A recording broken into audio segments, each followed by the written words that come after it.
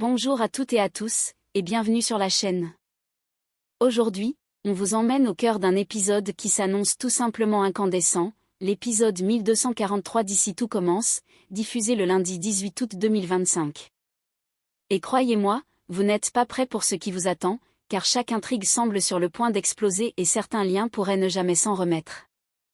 Dès les premières minutes, le ton est donné, Jim lâche une bombe devant Julia et Mark, avouant à voix haute ce qu'il gardait enfoui depuis trop longtemps, la vérité sur ce qui s'est passé avec Julia l'année dernière, alors qu'il était encore avec Jasmine.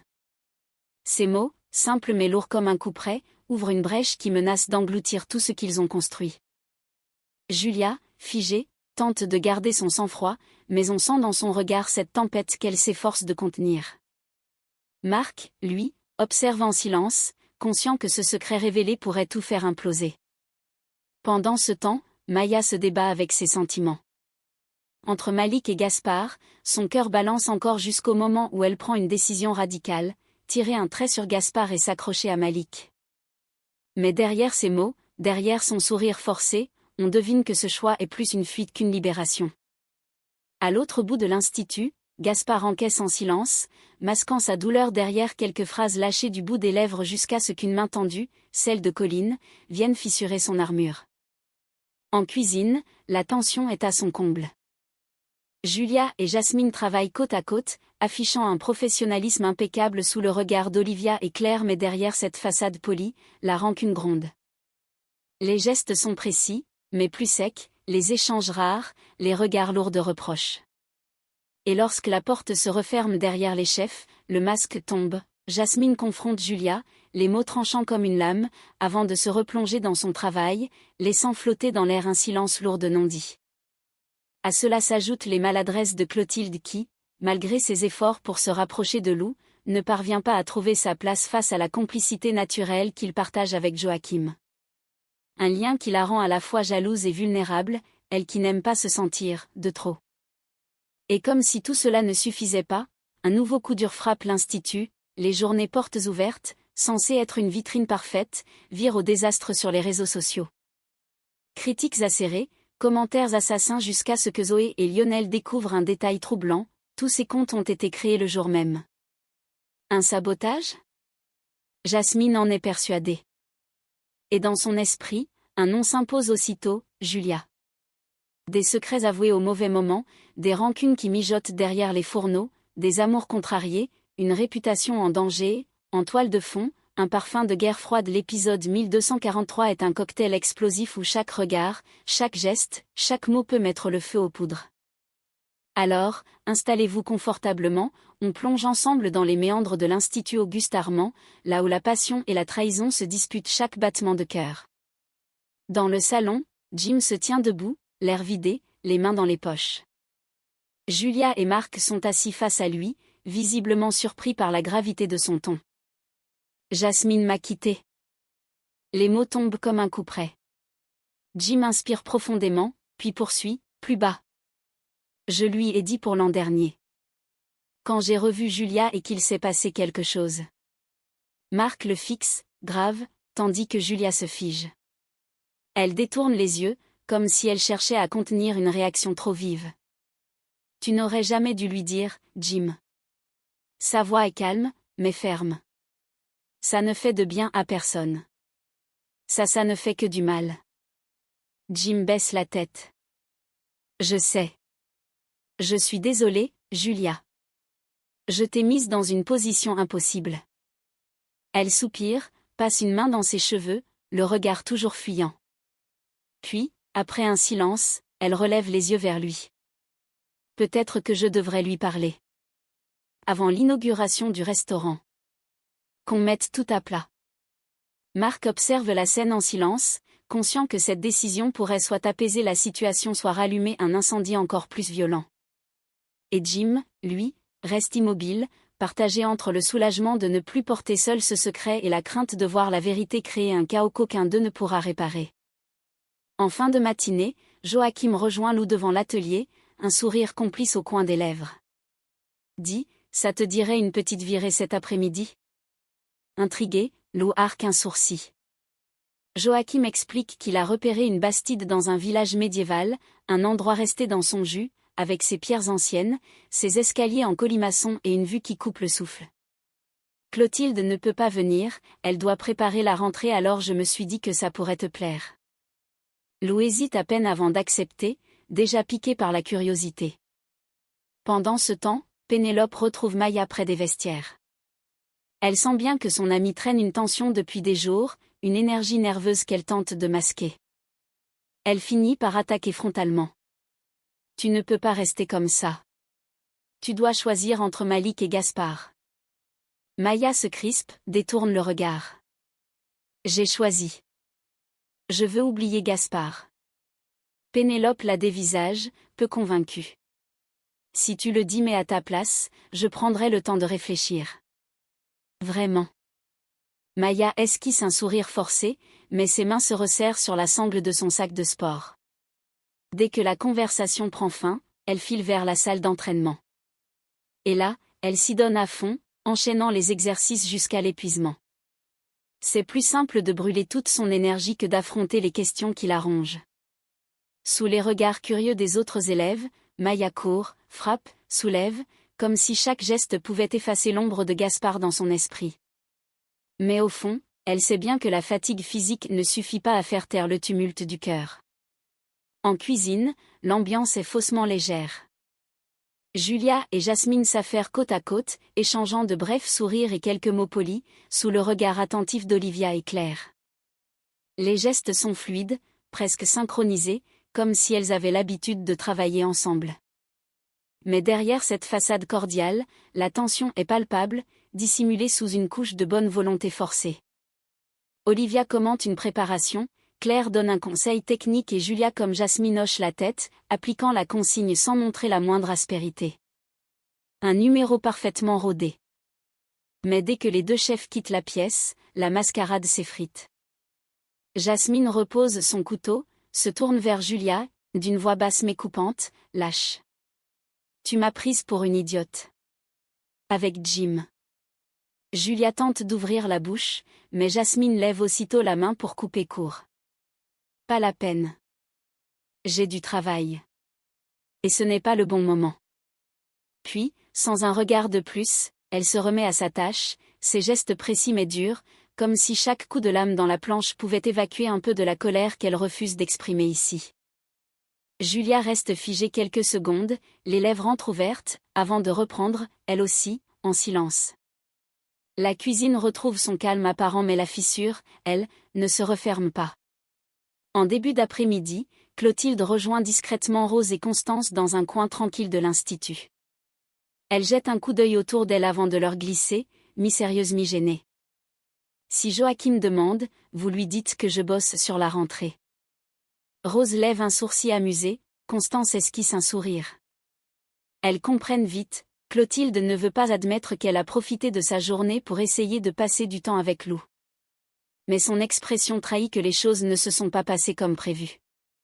Elle finit par souffler. Je n'arrive pas à connecter avec lui. Quand je le vois avec Joachim, c'est fluide, complice-moi, je me sens juste de trop. Sa voix se fait plus basse, presque fragile. Je crois que je ne suis pas douée avec les ados. Rose lui jette un regard compatissant, mais c'est Constance qui prend la parole, posant doucement une main sur son bras. Tu ne peux pas forcer ce lien, Clotilde. Avance étape par étape. Ne te mets pas la pression. Clotilde hoche la tête, pas entièrement convaincue, mais touchée par le conseil. Au fond, elle sait qu'il faudra du temps même si, en la voyant si à l'aise avec Joachim, Lou semble déjà avoir trouvé sa place et que ce constat, elle a encore du mal à l'accepter. En fin de journée, Maya retrouve Malik à l'écart, là où les bruits de l'institut ne portent plus. Elle s'avance d'un pas décidé, mais dans ses yeux, on sent un mélange d'urgence et de soulagement. J'ai envie d'être avec toi. Et loin d'ici. Malik la regarde, surpris, puis esquisse un sourire qui en dit long. Ils n'ont pas besoin d'en dire davantage, elle a fait son choix. En quelques minutes, le projet prend forme. Partir, s'éloigner, laisser derrière eux les tensions, les rivalités et l'agitation qui étouffent leur quotidien. En cuisine, l'atmosphère est tout autre. Jasmine et Julia travaillent sur des postes voisins, mais leurs gestes sont plus secs, leurs échanges plus froids. Les regards se croisent à peine, et lorsqu'ils le font, c'est pour se heurter. Un mot mal interprété, un ton qui monte, et la température grimpe autant que celle des fourneaux. Claire, alertée par l'onde de tension, intervient avant que les choses ne dérapent. Ça suffit toutes les deux. On se concentre sur le service. Les deux jeunes femmes se taisent, mais l'électricité reste dans l'air, prête à éclater au moindre faux pas. Le soir, les journées portes ouvertes touchent à leur fin. Les chefs espéraient terminer sur une note positive, mais le retour de bâton est brutal. Sur les réseaux sociaux, les commentaires tombent, tranchants, critiques sur l'organisation, sur les plats, sur l'accueil. Olivia et Claire parcourent les messages, l'expression se figeant peu à peu. C'est un massacre, murmure l'une. Le choc est réel. Elles savent que dans ce métier, tout va vite, la réputation se construit lentement, mais peut se briser en un instant. Et ce soir, l'euphorie de l'événement a laissé place à un goût amer presque métallique. En traversant la cour, Joachim ne peut s'empêcher de remarquer les rires étouffés, les gestes spontanés et cette aisance presque naturelle entre Joséphine et Lou. Ce n'est pas grand-chose, juste une série de petites attentions et de regards complices, mais pour un œil attentif, le tableau est clair. Plus tard, à l'écart, il prend Lou à part. Sa voix est calme, mais teintée de sérieux. Tu sais, Joséphine ne cherche pas de relation. Lou ne cherche pas à discuter. Il écoute, hoche la tête, et répond simplement. Je comprends. Et je respecte son choix. Dans son ton, on sent qu'il veut éviter toute ambiguïté, même si une partie de lui aurait aimé que les choses soient différentes. Pendant ce temps, ailleurs dans l'institut, Jim et Jasmine se font face. Il a l'air plus fatigué que d'habitude, comme si les derniers jours avaient pesé lourd sur ses épaules. Je regrette mes mensonges à l'époque de Cléo, j'étais perdu. Ces mots tombent, sincères, mais pas suffisants pour effacer les blessures. Jasmine le fixe, immobile, et répond d'une voix posée mais tranchante. Le problème, c'est que je n'ai plus confiance. Et je crois que tu aimes encore Julia. Il reste muet. Dans ses yeux, aucune dénégation immédiate et ce silence, plus que tout, confirme à Jasmine qu'elle ne s'est pas trompée. En fin d'après-midi, le soleil rasant éclaire la cour de l'institut d'une lumière dorée. Joachim et Lou sont accoudés à la rambarde, un petit moment complice suspendu hors du tumulte ambiant. Joachim lui montre, amusé, comment placer la langue et les lèvres pour siffler correctement. Lou essaie, souffle trop fort, puis rit de son propre échec. C'est à ce moment que Clotilde arrive, le regard pétillant d'une curiosité discrète. Alors, cette journée médiévale ? Demande-t-elle, comme si elle voulait saisir un fragment de leur complicité. Joachim, un peu pris de court, raconte en quelques mots, tandis que Lou acquiesce d'un sourire. Mais Clotilde ne s'arrête pas là. Elle lâche d'un ton presque détaché, comme si c'était anodin. Demain, j'ai posé ma journée. Je viendrai avec vous pour la sortie paddle. Un court silence s'installe. Joachim arque un sourcil, surpris. Ce n'était visiblement pas prévu. Lou, lui, reste neutre, mais on devine derrière ses yeux une lueur de curiosité et peut-être un peu de réserve. Clotilde, elle, soutient leur regard, comme pour signifier qu'elle est bien décidée à trouver sa place dans ce trio. Dans le grondement régulier du bus et l'odeur chaude des sièges en tissu, Pénélope regarde son téléphone vibrer. Le message qu'elle vient de recevoir est clair, presque sec, mais lourd de sens, son choix est fait. Ce sera Malik. À quelques rangs derrière, Gaspard se penche vers elle, l'air de rien, mais avec cette pointe d'espoir qui ne trompe pas. Alors on part combien de temps ? Pénélope tourne la tête, un demi-sourire aux lèvres. On est déjà en Espagne. On rentrera après le concours. Les mots tombent comme un couperet déguisé en banalité. Gaspard se recule, avalant difficilement cette réponse. Le paysage défile derrière la vitre, flou, presque agressif. Il sent cette piqûre sourde dans la poitrine, celle qui ne dit pas son nom mais qui brûle quand même. Plus tard, au détour d'un couloir, Colline le croise. Elle ne voulait que lui rendre sa gourde oubliée.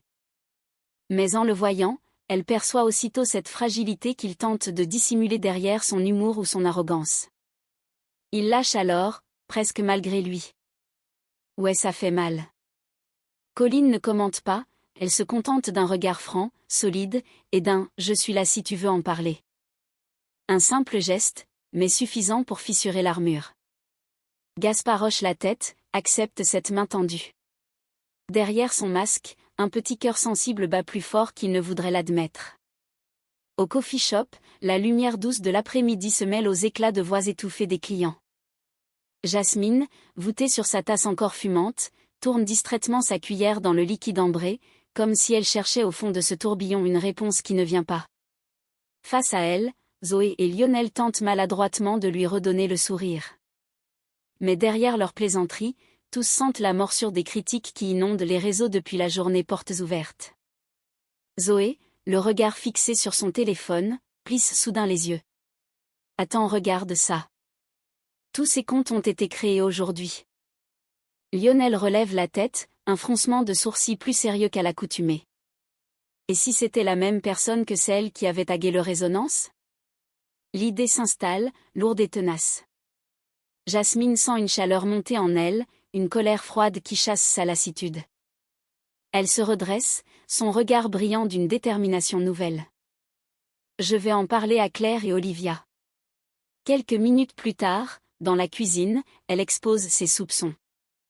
Les deux chefs échangent un regard inquiet, conscientes que quelqu'un, quelque part, s'acharne contre elle. Mais qui pourrait nous vouloir du mal à ce point ? Souffle Olivia. Jasmine n'hésite pas. Dans son esprit, le nom s'impose avec une évidence glaciale, Julia. Elle en est persuadée et cette certitude résonne comme une déclaration de guerre silencieuse.